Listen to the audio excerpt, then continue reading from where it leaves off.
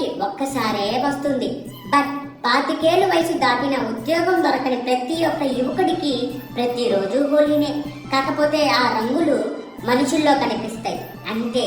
ప్రతిదానికి కంపారిజన్. వాడు ఆ కంపెనీలో ఉన్నాడు, వీడు ఈ కంపెనీలో ఉన్నాడు. కనీసం నువ్వు ఇంటర్వ్యూ కోసం కంపెనీ కూడా చూడలేదని.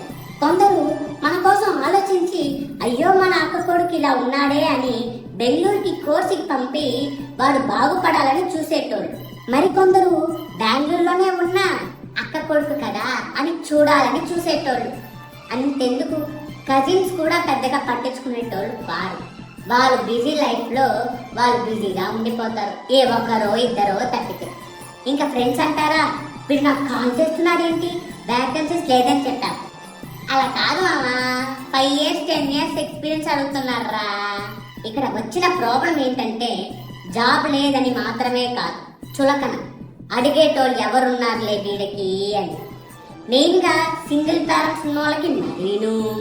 వాడు వాళ్ళ రిలేటివ్స్ ఇంటికి వెళ్ళాడో మూవీస్ బీచ్ అని తిరిగేటోడు.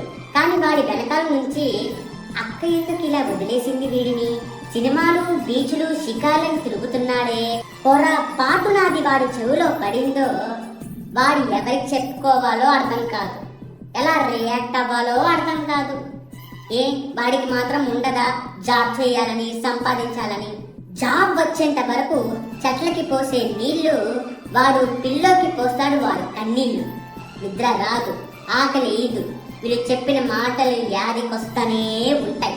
కానీ నేను స్టార్టింగ్ లో చెప్పా కదా, మన కోసం ఆలోచించి మన బాగుపడాలని చూసే మేనమామలు ఎందరో ఉన్నారు. వాళ్ళు ఇచ్చే మంచి, నీలో నీకు ఇచ్చుకున్న మోటివేషన్, సపోర్టివ్ గా నిలబడే నీ ఫ్రెండ్స్ అండ్ కజిన్స్, నీలో బాయిల్ అవుతున్న ఆ ఉడుకు రక్తం ఆ జాబ్ కోసమే.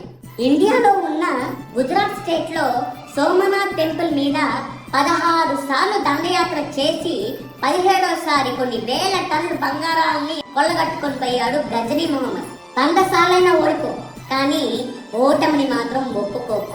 నీ మంచి చెడులు చూసేటోళ్ళని, నీ పేరెంట్స్ ని జీవితాంతం గుర్తించుకో, అస్సలు వదులుకోకు. మనం అనుకున్న వాళ్ళు మారిపోయినప్పుడు బాధపడతాం. బట్ ద చేంజ్, మనం మారితే ఎలా ఉంటుందో చూపిద్దాం.